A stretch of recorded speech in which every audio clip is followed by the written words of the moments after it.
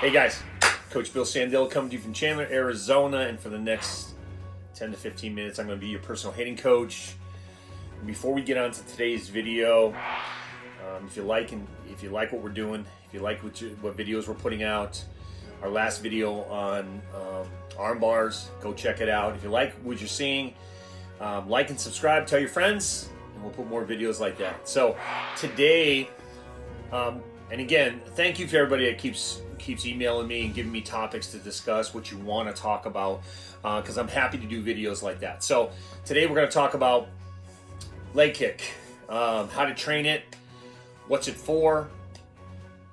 There's so much going on in the hitting Twitter world and online in general, YouTube, that leg kick, people talk about leg kick. Even at the pro level, when you're talking about interviews and you see guys talking about the leg kick, we don't understand. It's amazing when I have to listen to people talk online about leg kick and what it does, that nobody talks about what it really, really does and why we leg kick. Even at the pro level, I see some of these ex-pros talking about it, and they never talk about what it actually does. Why do people leg kick?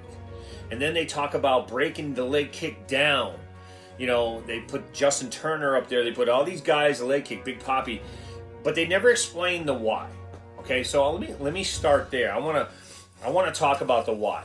Okay, so and then we'll get on and we'll discuss it in pieces. Okay, so if you ask a kid you're working with, why does he leg kick?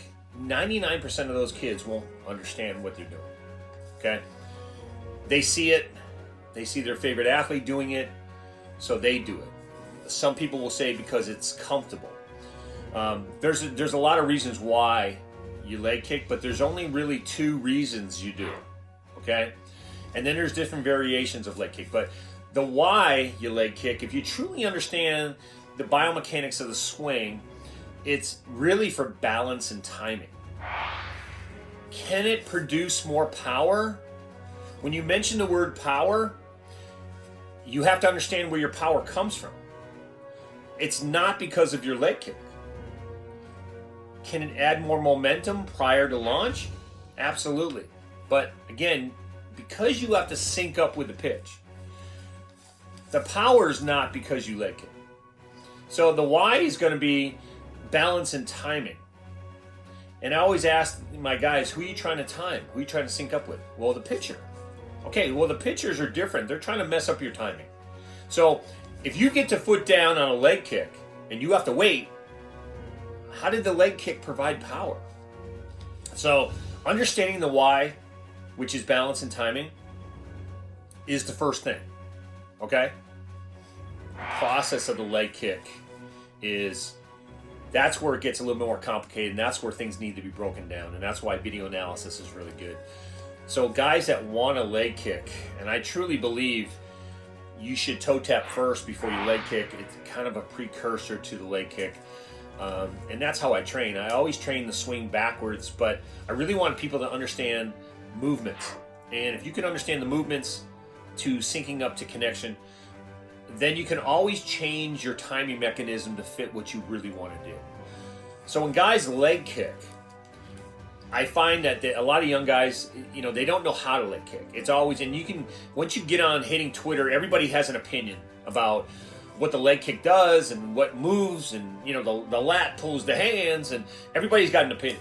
Okay, but here's what I would tell you: when you're leg kicking, there has to be what we consider a lag. And if you like my videos, go to the lag video, and I can show you what I'm talking about. But when we're talking about leg kicking and getting back, the first thing you have to do is stay on your backside. So once you get up to your leg kick and you're working on timing of the pitcher, you have to get on your backside and you have to stay there. The fact that people leg kick and it's one continuous motion, the hands are moving, the legs are moving, then they stride out. That's the biggest mistake that young hitters make when they leg kick, is that when they stride out, a lot of people call their legs reaching. I like that term too. Your front side reaches as you stretch your corner. I like that. The main thing is that if you're going to reach and stretch, your weight has to stay on that backside. The problem is a lot of young hitters we'll leg kick, everything will start to move, and then they're coming forward with their upper body, their torso, and then their hands move forward too. So they're not staying back, they're not stretching, they're not creating a good corner to create whip. And so therein lies the issues, right? So as you get into your leg kick, we know it's for timing, we know it's for syncing up with the pitcher.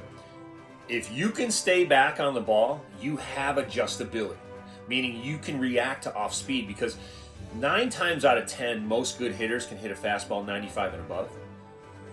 But what they can't do, and what you see in Major League Baseball or at a high college level, is that if you got a pitcher that has a great secondary or third pitches where they're off speed, like a slider or a changeup or even a curveball, that's where most hitters get in trouble, because they try to sync up with their leg kick, and then all of a sudden halfway down there's some adjustability that has to take place. Now here's the thing, if you're leaking to the front side and your hands are coming with you, you're done.